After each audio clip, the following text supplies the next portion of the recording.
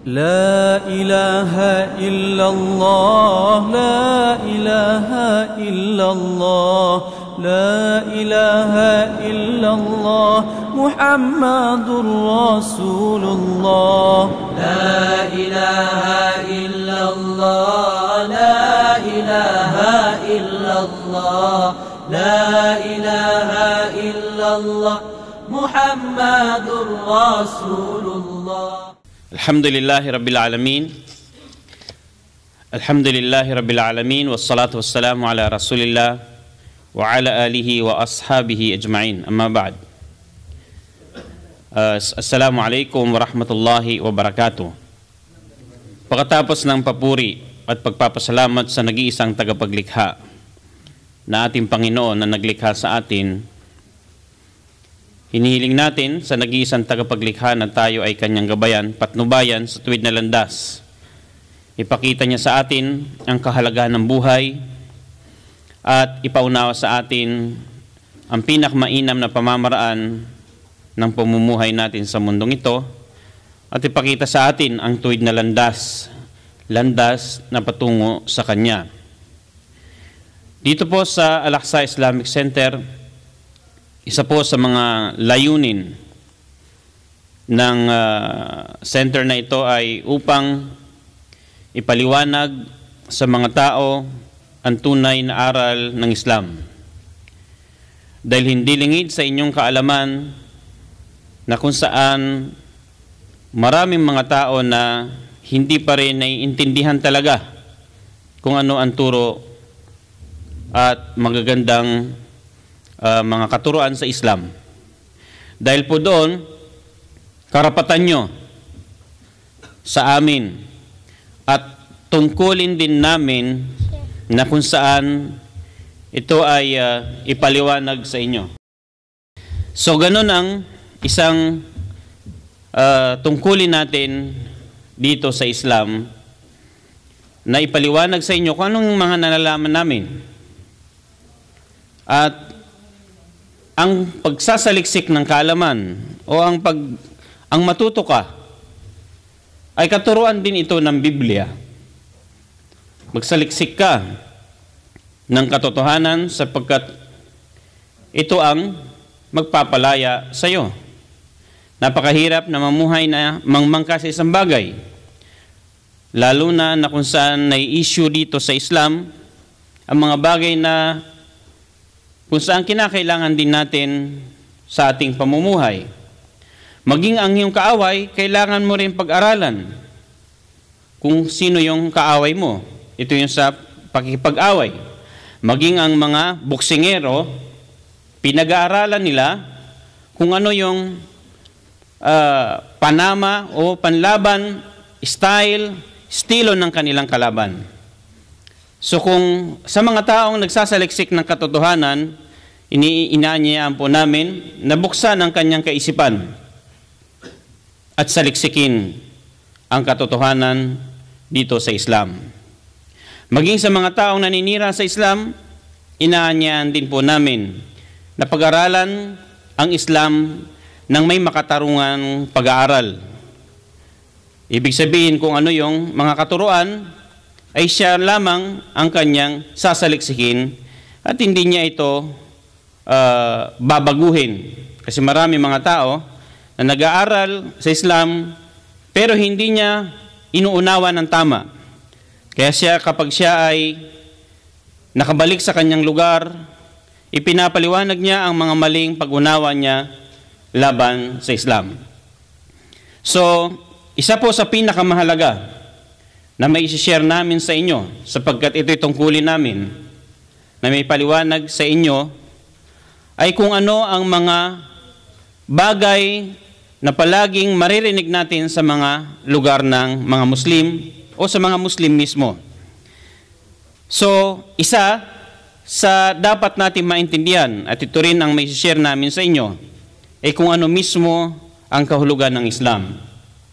Yan po ang pinaka-priority sa maiksing pagpupulong na ito ay may matutunan tayo na mahalagang bagay sa Islam at isa po rito na ating tatalakayin kung ano mismo ang kahulugan ng Islam. Ang Islam, pag tinanong mo ang karamihang Muslim, ang isasagot sa iyo, ang Islam ay relihiyon. Ang Islam ay kaligtasan. Ang Islam ay ito yung tinatawag na complete way of life. Mula sa paggising mo hanggang sa paghahanap buhay, pag-aasawa, hanggang sa kamatayan ay may pamamaraan na itinalaga ang Islam. Ngunit, ang kumpletong paliwanag kung ano mismo ang Islam, ay ang Islam, ito yung istislamu lillah, ang ganap na tinatawag na pagsuko sa nag-iisang Panginoon na sa Arabic ay Allah. Bit-tawhid, al-istislamu lillahi bit-tawhid, sa magitan niyang kanyang kaisahan. Kaisahan sa kanyang pagka-Panginoon at kaisahan sa kanyang pagka-Diyos at kaisahan sa kanyang mga magagandang katangian. At wal-inqiyadu lahu bit-ta'a wal bara'atu minasyirki wa ahlihi. Ito yung pagsunod sa lahat ng kanyang mga kautusan at pag-iwas sa lahat ng mga ipinagbabawal niya. Isa na sa pinakamalaking ipinagbabawal ni Allah subhanahu wa ta'ala ang tinatawag na shirk or pagtatambal sa kanya. So ang Islam ay may 5 haligi na ang mga Muslim, ito yung pinaka-priority at pinakamahalagang tungkulin nila sa loob ng Islam. Una po rito, yung tinatawag sa Arabic na shahada. Ibig sabihin ng shahada, ang pagsasaksi na walang ibang Diyos na dapat sambahin maliban lamang kay Allah, at pagsaksi na si Muhammad ang huling sugo at propeta ni Allah. So yun yung ibig sabihin ng shahada. Ang pagsaksi na walang ibang Diyos na dapat sambahin maliban kay Allah, at pagsaksi na si Muhammad ang huling sugo at propeta ni Allah. At yan ang unang haligi, at yan din ang susi sa pagpasok sa Islam. Maraming mga tao na naniniwala sa nag-iisang Diyos. Maraming mga taong naniniwala sa huling propeta na si Propeta Muhammad sallallahu alaihi wasallam, ngunit hindi nila ito kayang panindigan. Hindi nila ito kayang sabihin ng kung saan nagmumula sa kanilang puso na iniintindi at inuunawa at pinaniniwalaan, bagkos nandoon pa rin yung tinatawag na pagmamalaki sa sarili. Isa sa pagmamalaki na kahulugan ang hindi mo tanggapin ng katotohanan, or ang pagmamalaki ay ang maliitin mo ang isang bagay. So, dito sa shahada na ito yung pinaka tungkulin sa loob ng Islam na pinaniniwalaan ng mga Muslim. At ito yung napakagandang aral, ang sumaksi ka, manumpa ka na wala kang ibang Diyos na paniniwalaan maliban sa naglikha sa iyo. At sumaksi ka at manumpa ka na ikaw ay naniniwala sa lahat ng sugo na ang pinakahuli ay si Propeta Muhammad. Sumakanya nawa ang kapayapaan. So, ang lahat ay nagmumula sa shahada bago patanggapin ang lahat ng kabutihan natin. Bago tanggapin ang lahat ng mga ginagawa natin na pagsamba, ay kailangan ng shahada. Ang pagsasaksing ito. Ito ang unang haligi ng Islam at ito rin ang susi sa pagpasok sa Islam. Kaya nga, ang ginagawa ng mga nagmumuslim ay sasabihin lang ito na sa kondisyon na naiintindihan nila, sa kondisyon na ito ay nauunawaan nila at pinaniniwalaan nila at pinagtitibay nila ito sa kanilang sarili at tanggap nila ang kautusan nito at handa nilang talikuran ang mga kasalungat ng syahadang ito. At kapag ito ay sinabi nila na sila'y sumaksi at nanumpa, sila po ay maituturing na mga Muslim. Walang pagitan sa mga Muslim sapagkat siya ay tunay na Muslim. At hindi na kailangan ng anumang mga gawaing tulad ng pagbabad sa kanya sa swimming pool, o hindi na kailangan paluin sapagkat ito lang ang kanyang gagawin. nasaan man siya, sumaksi siya mula sa kanyang puso at sabihin niya, ito, na ako'y sumasaksi na walang ibang Diyos na dapat sambahin maliban sa tagapaglikha. Hindi ba napakaganda ng paniniwalang ito na kung saan sasamba ka lamang at maniniwala sa naglikha sa iyo? At paano ka sasamba?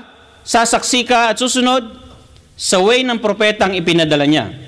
Dahil kung hindi tayo sasaksi at hindi tayo maniniwala sa mga isinugo niya, paano tayo sasamba? At ito yung problema. Maraming mga tao na naniniwala sa Diyos, pero kung paano sila naniniwala at paano sila sumasamba, sarili na nila itong solusyon na hindi sila sumusunod sa way ng pamamaraan ng mga propeta. At ang mga propeta, sila yung ipinadala para maging huwaran ng mga tao sa tamang paniniwala, tamang pagsamba, at tamang pag-uugali. Ang bawat sugo na ipinadala na nag-iisang Diyos ay sinugo sila sa kanilang mga nasasakupan upang iligtas ang mga tao sa kapahamakan tungo sa tagumpay. Iligtas ang mga tao sa maling paniniwala patungo sa tamang paniniwala. Iligtas ang mga tao sa kadiliman patungo sa liwanag. At ito yung mensahe na nagkakaisa sila. Ang lahat ng propeta magmula kay Adan hanggang kay Propeta Muhammad sallallahu alaihi wasallam, iisa lang po ang kanilang mensahe na paulit-ulit na sinasabi sa mga tao, tanggapin nyo na walang ibang Diyos na dapat sambahin maliban lamang kay Allah, at tanggapin nyo na ako ay sugo ni Allah. Ito yung kanilang mga aral. Dahil once na tinanggap natin na siya ay sugo, susundin natin ang pamamaraan niya. Anong pamamaraan? Tinuturuan ka ba na kung saan ikaw ay maging masamang tao? Tinuturuan ka ba na ikaw ay maging masamang ama, masamang anak, masamang asawa? Hindi po.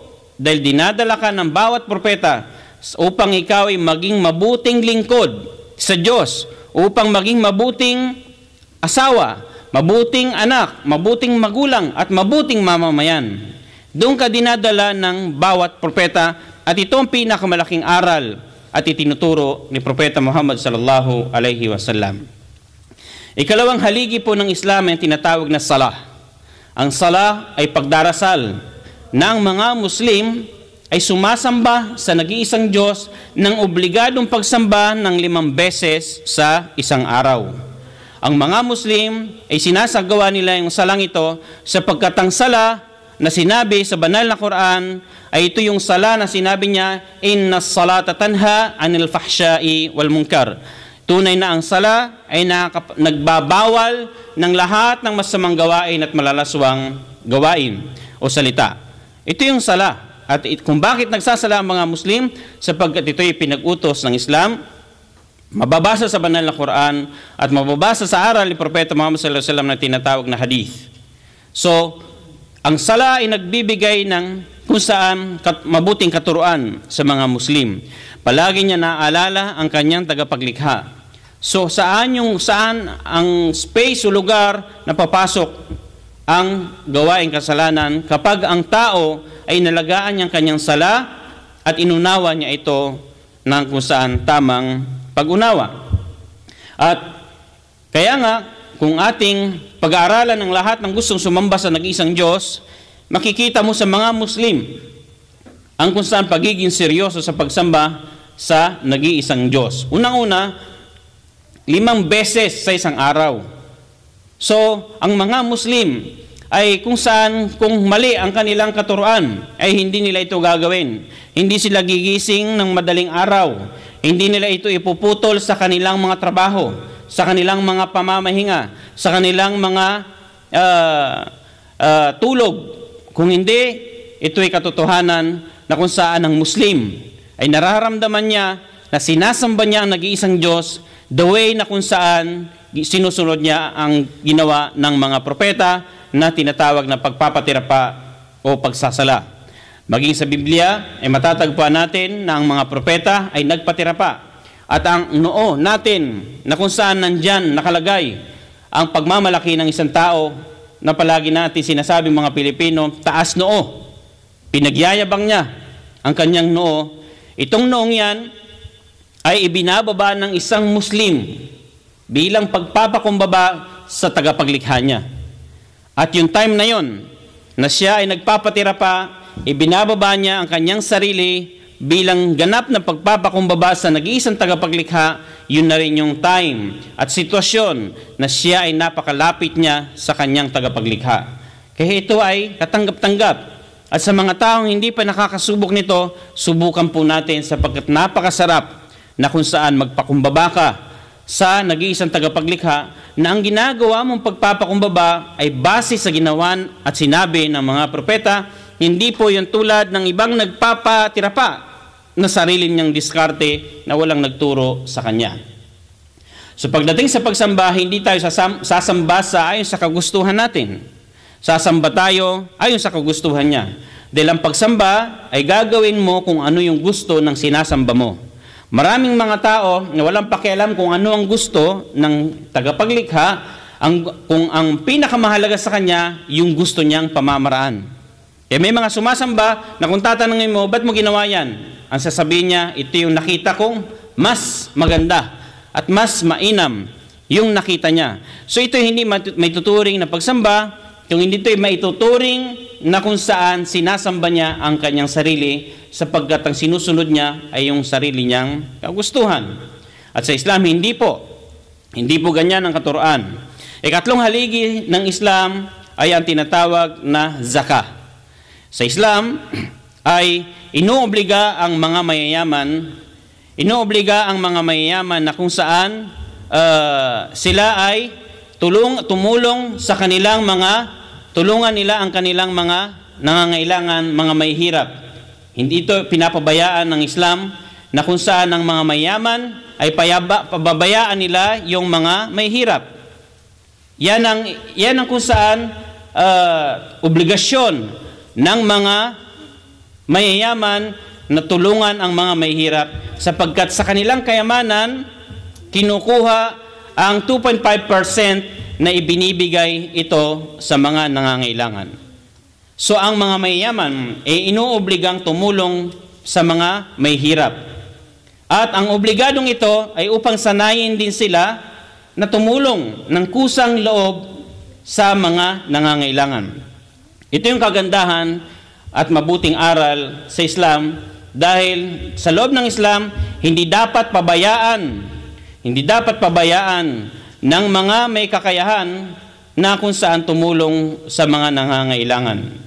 At once na ang mga mayayaman ay hindi nagpabaya sa tungkulin nila sa mga mahihirap, napakaganda po ng relasyon ng mayaman sa mga mahihirap. Napakaganda. Kung bakit hindi maganda ang society minsan dahil hindi maganda ang sitwasyon, ugnayan ng mayaman sa mga mahihirap. At once na makita ng mga mahihirap, makita ng mga mahihirap ng mga mayayaman, pinapabayaan sila, gumagawa sila ng krimen. At hindi sila sinusuportahan. So dito sa loob ng Islam ay yung tulungan ay obligado bagkos kabilang sa haligi ng Islam. Ikaapat na haligi ng Islam ay ang tinatawag na pag-aayuno sa buwan ng Ramadan. Ang mga Muslim, tuwing taon, sumasapit ang buwan ng Ramadan, sila ay nag-aayuno.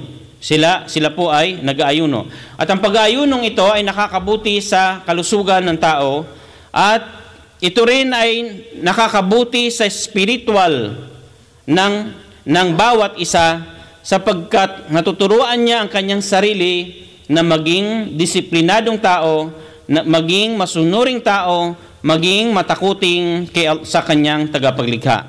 Isipin lamang natin, ng pag-ayunong ito ay kung saan ang ipinagbabawal sa Muslim ay yung mga bagay na kung saan normal na ito ay allowed naman sa kanya. Yung pagkain at pag-inom, inihinto ito ng Muslim magmula sa pagsikat ng bukang liwayway hanggang sa paglubog ng araw. At ito yung tunay na fasting, wala talagang kinakain bilang pagsunod sa nag-iisang tagapaglikha.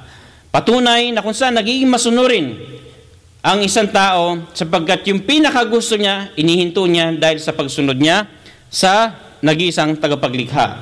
At ganon din na kung saan ang ginagawa niyang pag-aayuno ay tinatarbiya siya, sinasanay siya na maging masunurin, at yun ang pinakadiwa kung bakit pinag-utos ang pag-aayuno. Sinabi ni Allah subhanahu wa ta'ala sa banal na Quran na kung saan kutiba alaykumus siyam, ipinag-utos sa inyo ang pag-aayuno, kama kutiba alal ladhina min qablikum, tulad ng pag-uutos sa mga taong nauna sa inyo, upang kayo ay maging masunurin, la'allakum tattaqun. Ang diwa ng pag-aayunong ito ay upang maging masunurin ang bawat tao. Kaya makikita mo ang isang tao na nag-aayuno, once na siya nag-aayuno, pinapahalagahan niya ito na kung saan huwag masira. Dahil pinagpaguran niya ito, nagutom siya. Dahil sinabi ni Propeta Muhammad sallallahu alaihi wasallam, ang ilan sa mga nag-aayuno ay walang mapapala kung hindi ang pagkagutom, pagkauhaw, dahil hindi niya iniwasan ang mga ipinagbabawal na nakasira sa gantimpala ng kanyang pag-aayuno. So ito po isang kagandahan sa Islam na kung saan mayroong taunang pag-aayuno na isinasabuhay at sinasagawa ng mga Muslim. Ikalimang haligi ng Islam ay ang tinatawag na Hajj. Pagsasagawa ng Hajj, at ito'y tungkulin ng mga Muslim sa sinumang taong may kakayahan, physical at pinansyal. Isang beses lamang ito ipag-utos sa mga tao. At ang makukuha natin na kagandang aral sa tinatawag na Hajj ay ang pagkakaisa, na kung saan kahit anong lahi, kahit saang galing bansa, nagkikita-kita sila sa tinatawag na lugar na Makkah, at iisa lang ang kanilang ginagawa, ang sambahin ng nag-iisang tagapaglikha, at pinupuri nila ito. Iisa ang damit, kulay ng damit, mayaman o mahirap, ay pare-pareho ng kasuotan. At may kantungkulan man o wala, iisa lang ang kanilang ginagawa, ang purihin ang nag-iisang tagapaglikha at sambahin ng kung saan walang pagtatambal. So ano mang lahi yan, ay kapatid mo yan sa pananampalatayang Islam.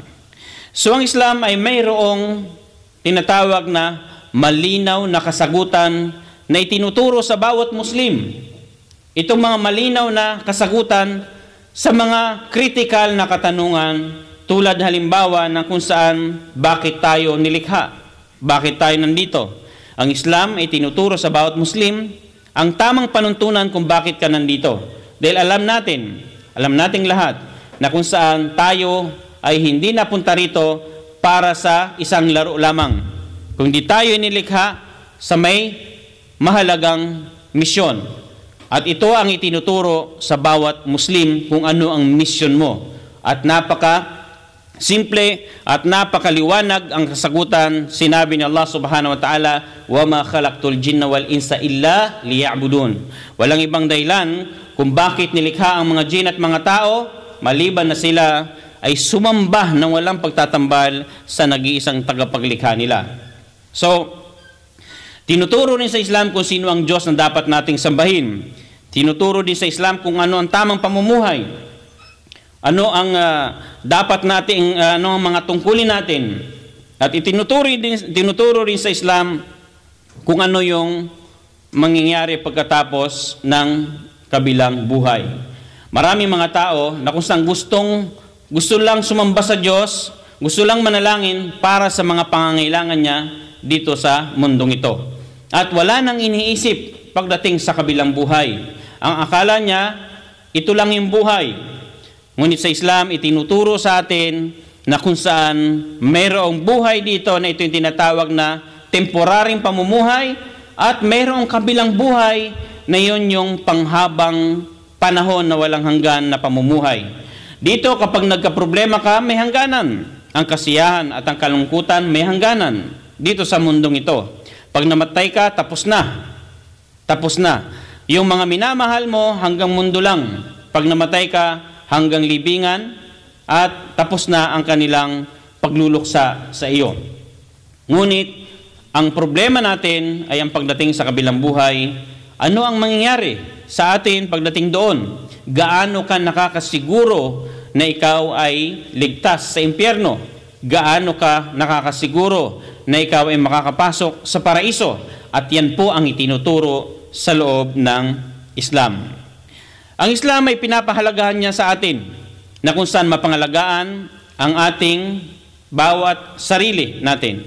Iniingatan ng Islam na kung saan ang ating mga kaisipan. Iniingatan ng Islam ang ating pananampalataya. Iniingatan ng Islam ang ating dangal. Iniingatan ng Islam ang ating mga ari-arian. Kaya naglagay ng mga batas upang ito ay maingatan. Kaya dito sa Islam, marami kang maririnig, matatagpuan na aral sa Islam na tinatawag na haram. Bawal. Di ba? Kaya nga iba sa ating mga Pilipino, naku, ang hirap mag-Muslim kasi ang daming haram, ang daming bawal. Na kung pag-iisipan mo ang tinatawag na haram, ay either ito'y makakasira sa iyong spiritual o paniniwala, either ito'y makakasira sa iyong kaisipan, sa iyong kalusugan, sa iyong karangalan, sa iyong mga ari-arian. Kaya pag pinag-isipan natin kung bakit may haram, mayroong malinaw na diwa kung bakit ipinagbawal ng Islam. At kung gusto mo makamit ang pinakamasayang pamumuhay, pumasok ka sa Islam. Dahil nandito yung tinatawag na kautusan na malinaw at kautusan na kung saan dapat sundin at kautusan na ipinagbabawal na dapat mong iwasan. Kaya once na sumunod ka sa mga aral ng Islam, batas ng Islam, pwede ka nang pumikit dahil ang tutunguan mo ay paraiso. Dahil sundin mo lang yung mga aral, iwasan mo lang yung pinagbabawal, gawin mo lang yung tungkulin mo, dire-diretso ka sa paraiso. Ang problema sa ilan, gusto lang gumawa ng kabutihan, walang pakialam sa kasamaan. Or gumagawa ng kasamaan, hindi niya ginagawa yung kanyang tungkulin sa loob ng Islam. So, isa rin sa mga aral at matutunan natin sa Islam yung tinatawag na iman. Iman. Ibig sabihin ng iman ay pananampalataya. Pero ano ang definition sa loob ng Islam ng tinatawag na iman o pananampalataya? Ito ba'y katulad ng paniniwala na sinasabi ng ilan na maniwala ka lang, paraiso ka na? Sa Islam, ang tinatawag na paniniwala ay yung nagmumula sa ating puso, sinasabi ng ating mga dila at ginagawa ng ating mga pangangatawan. So, ibig sabihin, ang paniniwala sa loob ng Islam ay kaiba sa paniniwala ng ibang relihiyon. Sa Islam, ang paniniwala ay isinasa puso, sinasabi at sinasagawa. So, sa puso, sa salita at sa gawa, ang pananampalataya. Kung tunay mong mahal ang nag-iisang Diyos, sasambahin mo siya. Hindi po ba? Susundin mo siya. Dahil kung sinasabi natin na naniniwala tayo sa Diyos, pero hindi rin tayo sumusunod, hindi po paniniwala ang tawag dyan. Ang tunay na paniniwala, yung nagmumula sa puso, sinasabi ng ating dila, ginagawa natin. Sa puso, sa salita at sa gawa. Hindi po yung maniniwala tayo, limba sa propeta. Sinasabi natin, naniniwala tayo kay Muhammad, naniniwala tayo kay Jesus Christ, naniniwala tayo kay Moses, kay Abraham, kay Noah, pero nasaan yung tunay na pagmamahal? Ang mga Muslim, ang paniniwala nila sa propeta, example, ay ginagaya nila sa mga dapat gayahin sa bawat propeta.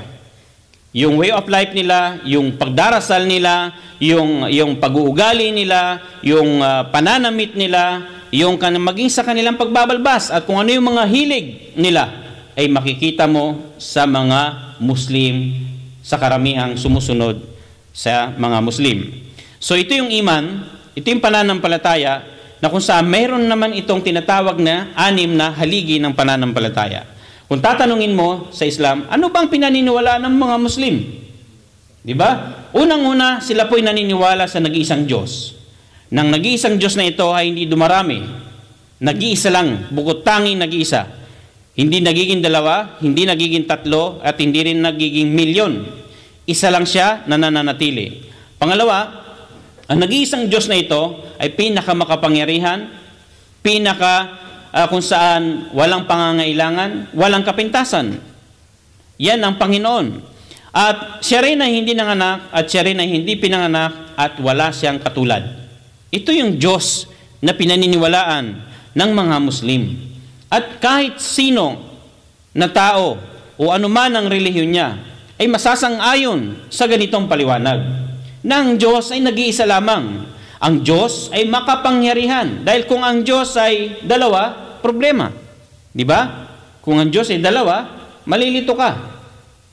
Tulad ng ginagawa ng ilan na meron silang mga aral na kalituhan sa sarili, na kapag gusto niya manalangin, dito mananalangin. Kapag ang problema niya pag-ibig, dito sa Diyos na ito. Pag ang problema niya swerte, dito raw mas maswerte.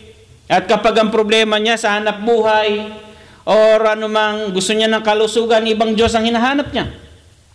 So, kalituhan ito sapagkat sa Islam, sasambahin mo ang nag-iisang Diyos na ito na kung saan hindi dumarami. Iisa lang siya.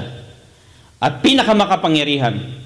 Kung siya ay may mas makapangyarihan pa kaysa kanya, problema. Hindi po ba? Na kung saan mayroon pa palang ibang Diyos na mas makapangyarihan kaysa sa kanya. Or ganun din ang katuruan sa Islam ng Diyos ay hindi nanganganak at hindi rin ipinapanganak. Dahil kung nanganak ang Diyos, ang anak niya is Diyos din. At kung ang anak ay Diyos din, ibig sabihin mag-ama ang Diyos. So hindi isa pa rin ang Diyos. Hindi po ba? So sa Islam napakalinaw, hindi nanganak at ipinanganak. At ang higit sa lahat, wala siyang katulad. Dahil kung may katulad ang Diyos mo, naku, pwedeng pekein niya ng China. Hindi po ba? I-duplicate ng China. Na kung saan, dito sa Islam, tanggap ng kahit sino ang aral patungkol sa Diyos na wala siyang kahalintulad sa kanyang mga nilikha. Okay, ikalawa na haligi sa paniniwala sa Islam ay naniniwala ang mga Muslim sa mga anghel. Sa mga anghel. Na kung saan, ang mga anghel na ito ay si Allah lamang ang nakakalam ng kanilang bilang. Ang mga anghel ay nilikha mula sa liwanag. Hindi katulad ng tao, nilikha ang tao mula sa putik. Ang mga jinn, inkanto, nilikha mula sa apoy. Pero ang anghel, nilikha mula sa liwanag. Sila'y mabubuting lingkod, hindi sila masasama. At sila ay nilikha para sumunod lamang sa nag-isang Diyos at wala silang katangian ng paglabag sa kautusan. Hindi minsan, okay, sideline muna. Wala silang alam na anumang pagsuway sa nag-iisang Diyos. Yun ang mga anghel. Sila ay sumusunod lamang sa mga kautusan sa kanila. Hindi sila gumagawa ng sariling gawain na kung saan hindi nagmula sa utos ni Allah subhanahu wa ta'ala. Ang mga anghel na ito ay sumasamba sa Diyos ng walang kapaguran at pagsasawa sa kanilang ginagawa. At ang mga anghel na ito ay kung saan may kapangyarihan sila na binibigay ni Allah subhanahu wa ta'ala upang gampanan ang kanilang tungkulin. Upang gampanan ang kanilang mga tungkulin. At ito'y kapangyarihan na nag-iisang Panginoon na ibinigay sa kanila. So, maging may mga ilan na binanggit ang pangalan tulad ni Jibril, sa Tagalog ay Gabriel. Si Jibril ang pinakapangunahin sa mga anghel sapagkat siya ang tinatawag na mensahero ng Panginoon na inuutusan niya. At si Anghel Gabriel din ang inuutusan, nagdadala ng revelasyon sa mga propeta. At kasama sa mga anghel ay si anghel ng kamatayan, Malakal Maut. Di po ba? Ang Malakal Maut na ito ay anghel sa Islam. Hindi katulad sa ibang relihiyon na kung ipaliwanag nila ang anghel ng kamatayan, si kamatayan, ay iba itsura. Medyo may pagkabungo na may dalang pangkawit sa leeg ng tao. At iba yung kanyang pamamaraan. At kapag pinadescribe mo sa kanila ang anghel, may pakpak, may bilog sa ulo, sa taas. Pero si kamatayan, wala.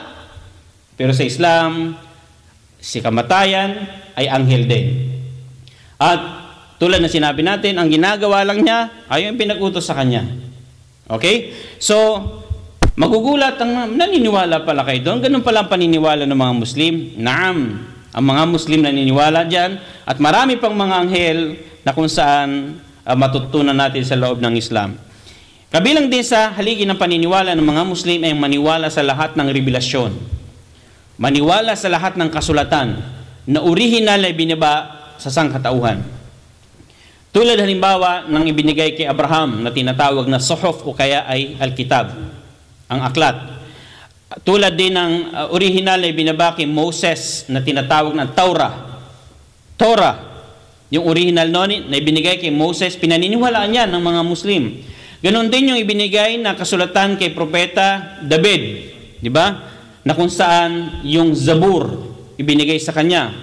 Ganon din ang revelasyong ibinigay kay Propeta Isa o Jesus Christ na tinawag ni Injil. Yung original noon na ibinigay sa kanya ay pinaniniwalaan din ng mga Muslim. At ang pinakahuli ay ang tinatawag na Quran. At ang Quran, ang tinatawag na final revelation na ibinigay sa sangkatauhan na atin ding ipapaliwanag mamaya-maya. Ang mga Muslim ay maaaring tanungin ng ilan na kung naniniwala kayo sa mga naunang kasulatan, kung mayroong kasulatan ngayon na hawak namin na original na Torah, ito ba ay applicable na sa buhay o hindi? Diba? Naam. Ang sistema ng Panginoon, bawat henerasyon ay pinapadala niya ng sugo at ang sugo ay may dalang revelasyon. Yun ang kaibahan ng propeta. Ang propeta wala siyang direct na natanggap na revelasyon. Okay? Pero lahat ng sugo ay propeta. Pero hindi lahat ng propeta ay sugo. Okay. Ang propeta na binigyan ng kasulatan, tinatawag siyang propeta at sugo. At tulad nila, yung mga binanggit natin na kung saan sila Noah, sila Abraham, sila Moses, si Jesus, at si Muhammad, sila ay tumanggap ng revelasyon. Mga propeta sila. Okay.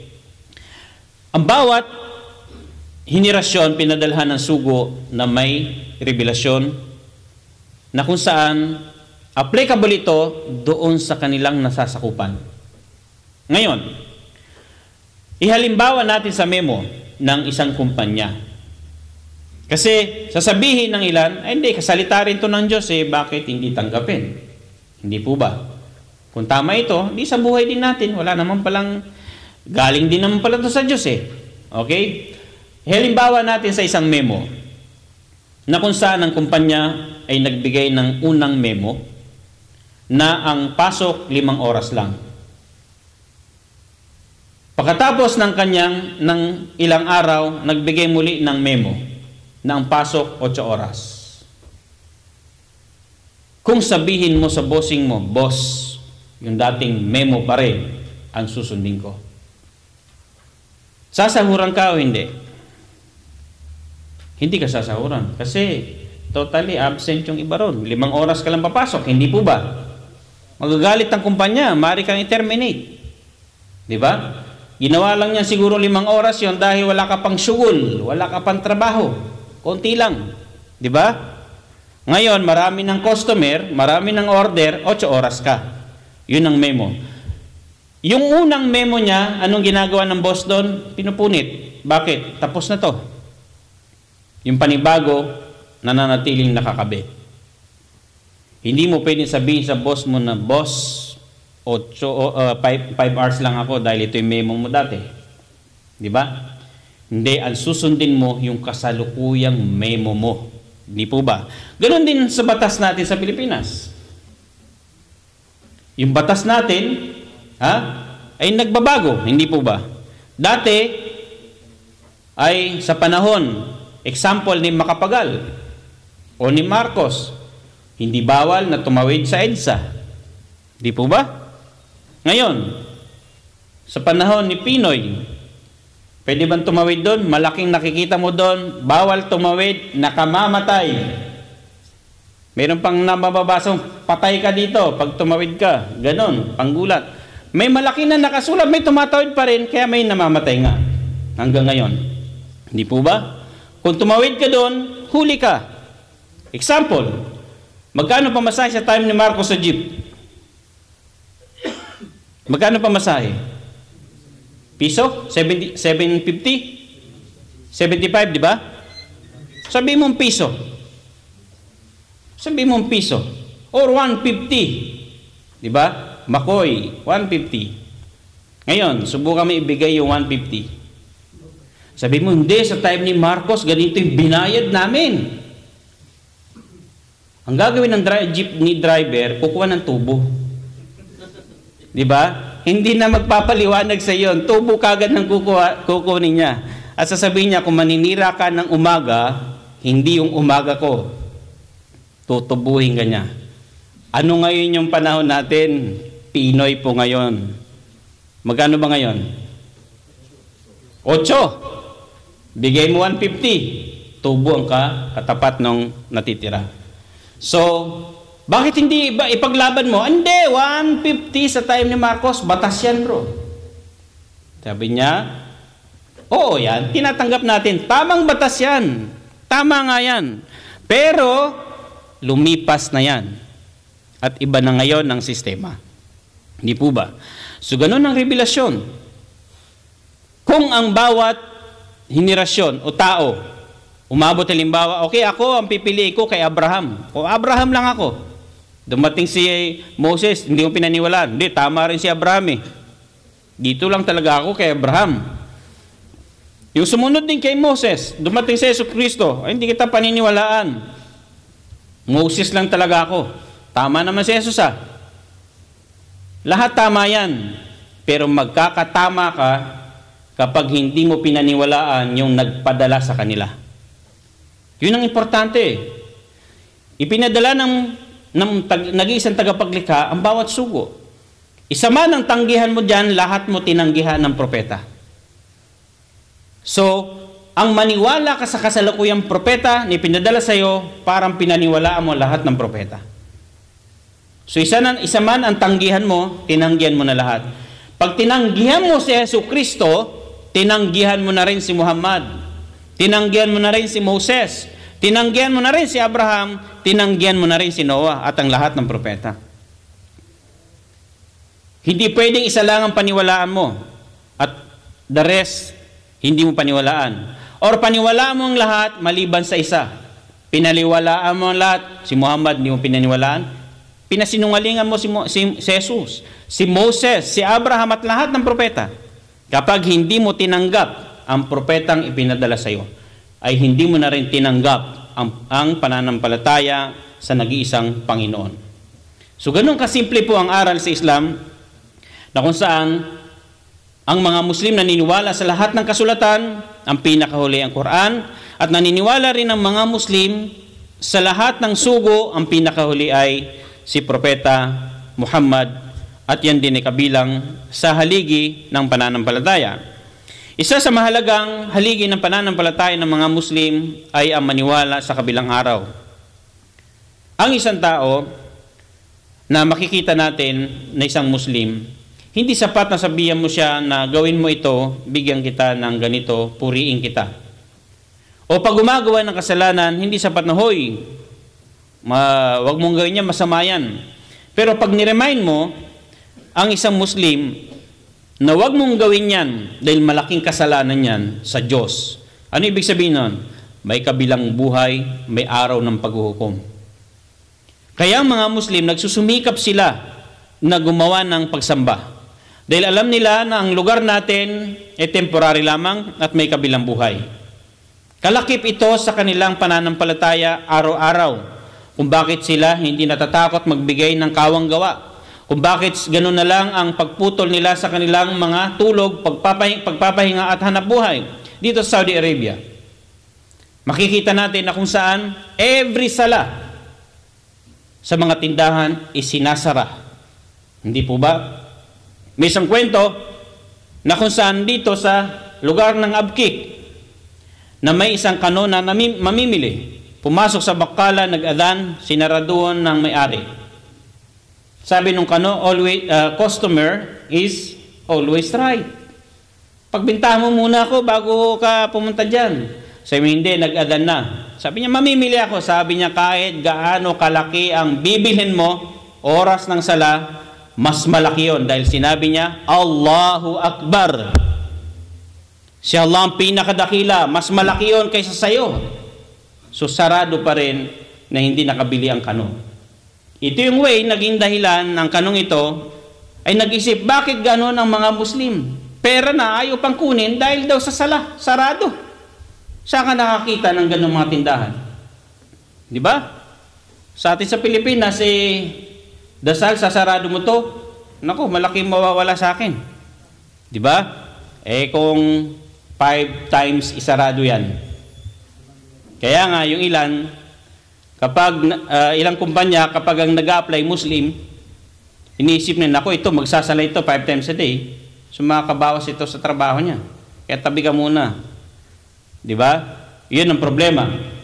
Na kung saan nagkakaroon ng discrimination. At kung ang isang Muslim ay maghahanap buhay at mas papahalagahan niya ang hindi priority, at pababayaan niya ang mas priority, ay magkakaroon siya ng problema. Tandaan natin na ang problema natin at kasiyahan natin dito ay maliliit na bagay lamang ito, mga kapatid. Ang pinakamalaking bagay na mahalaga sa atin ay ang kabilang buhay. Hindi tinuturuan ng mga Muslim na kung saan wala kang ibang gagawin kung hindi magsala ka lang na magsala, wag kang maghanap buhay. Tinuturuan po tayo na maghanap buhay ng tama. At wag mong pabayaan ang pinakamahalaga. Dahil alam mo at alam ko na hindi ka mananatili dito. May isang araw na lilisanin mo ito. Ayaw mo man o gusto mo, ay iiwan mo ang mundong ito. Ang tanong, ano ang naihanda mo sa pagkatapos ng kamatayan? Isipin nyo kung anong naihanda mo. At ano ang kasiguraduhan mo? May kontrata ka ba sa Diyos na ikaw ay paraiso? O baka guni-guni mo lang na sinasabi mo, hindi, paraiso ko. Sa'yo ba ang paraiso? May kontrata ka ba? Sa Islam, ipinapaliwanag kung paano ka magsusurvive sa mundong ito ng mapayapang pamumuhay at paano ka magsusurvive na makamit mo ang paraiso sa kabilang buhay. Isa rin sa huling haligi ng pananampalataya ay maniwala sa tinatawag na tadhana. Ang Muslim, pinaniniwalaan at tinatanggap niya ang lahat ng nangyayari ay sa kapahintulutan na nag-iisang Panginoon. At siya ang nakakaalam kung ano ang wisdom, diwa ng lahat ng nangyayari. May mga nangyayari na kung saan kasiyahan ang dulot nito. May mga nangyayari na kalungkutan ang idinudulot nito. Pero sa kabila ng mga nangyaring yon, may diwa kung bakit nangyari. At lahat ng yan ay hindi mangyayari maliban sa kapahintulutan niya.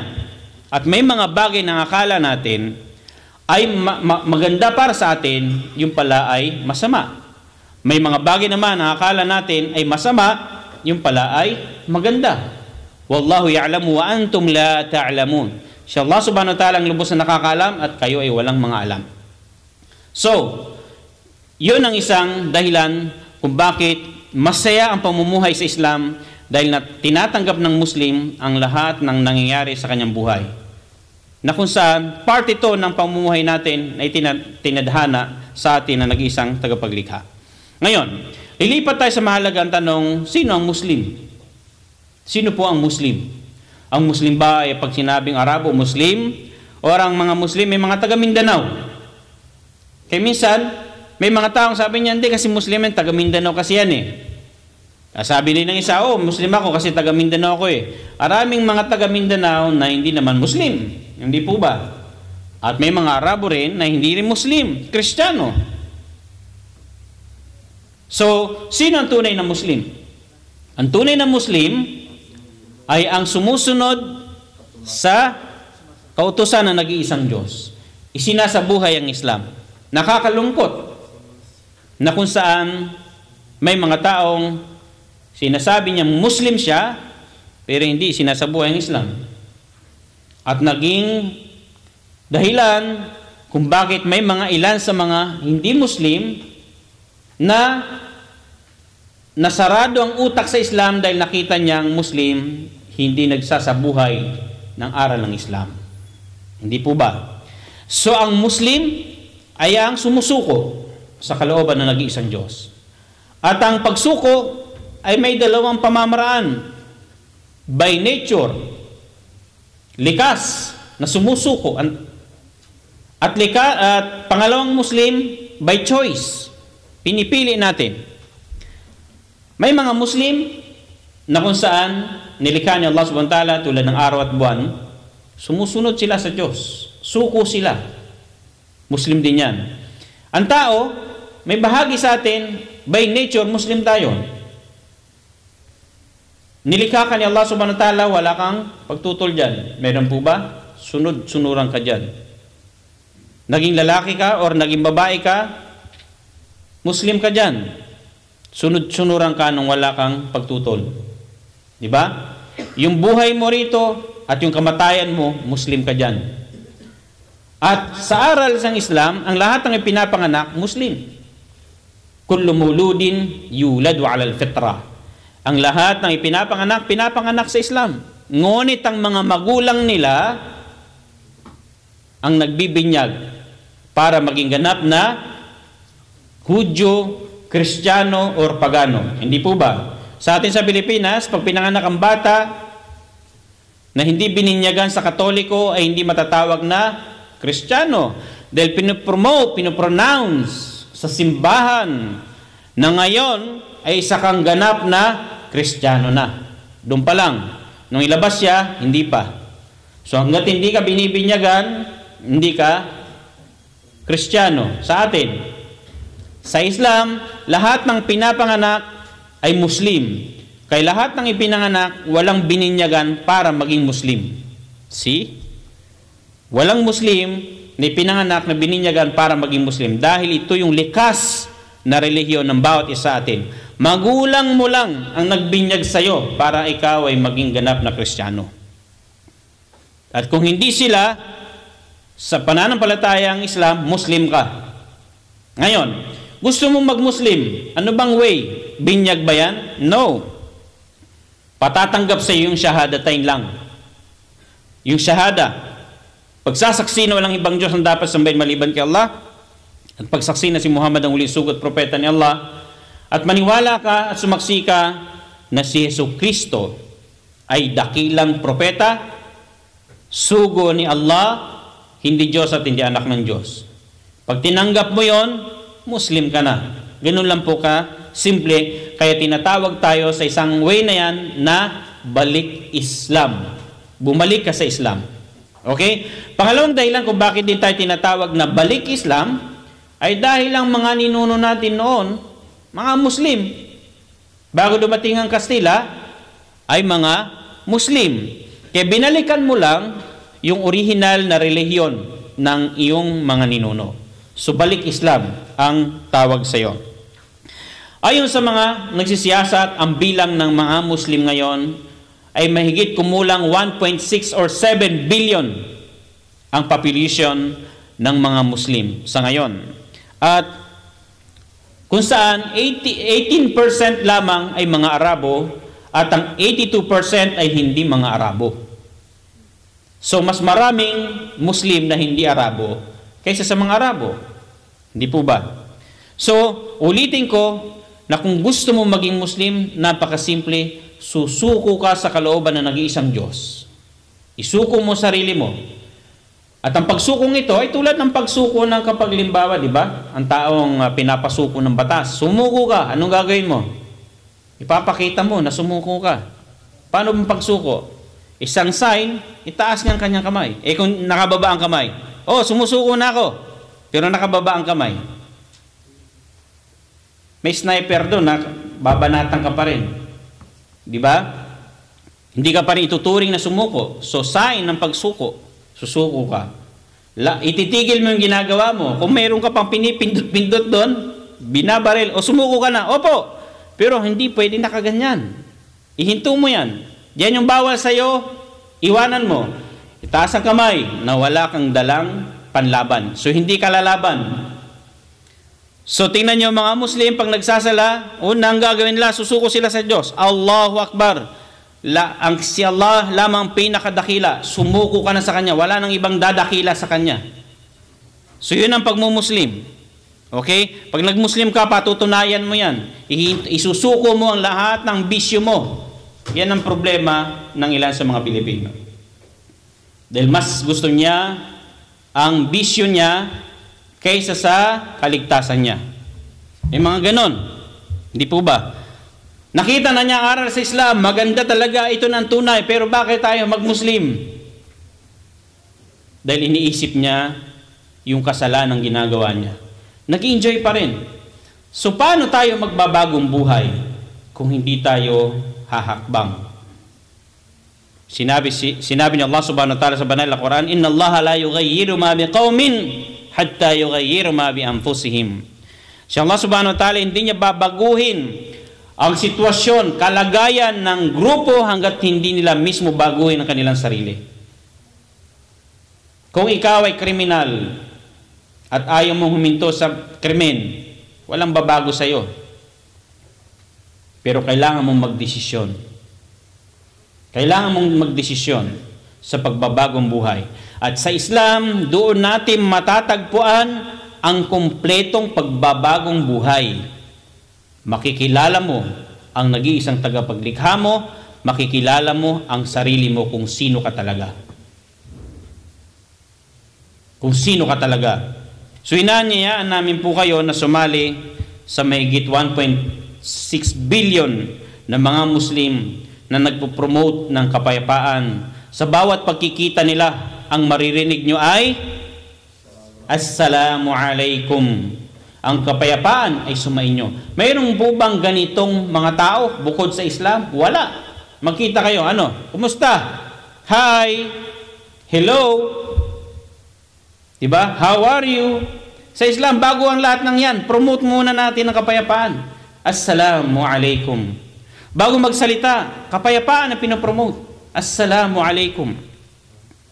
Kaya ito'y salungat sa bintang ng mga Muslim ay terorista. Dahil hindi pinopromote yan sa Islam. Tinutuligsa yan sa Islam. At kung itatanong mo sa akin, bakit si ganito ay Muslim din yon? Ang itinuturo natin dito ay ang tamang aral ng Islam at sino ang tunay na mga Muslim. Kung may mga hindi sumusunod, hindi ko problema yon. Problema niya yon. Hindi po ba? Sa bawat grupo o sekta ng relihiyon, may mga followers, may mga tagasunod, at may mga hindi sumusunod. Hindi po ba? Wala kang matatagpuan na isang sekta o relihiyon na puro anghel ang tao dyan. Minsan nga yung pinuno ang salungat sa mga anghel. Hindi po ba? At kung ating pag-aaralan kung sinong may pinakamaraming porsyento na sinasabuhay ang aral ng Islam, sa Islam po natin ito matatagpuan. Pero may mga Muslim po na hindi rin sinasabuhay ang Islam. At yan ang sagot sa mga taong nagsabi na may mga Muslim na terorista. Hindi lang Muslim, bro. May mga Kristiyano rin na terorista. May mga Hudyo rin na terorista. May mga pagano rin na terorista. Meron lahat. Hindi po ba?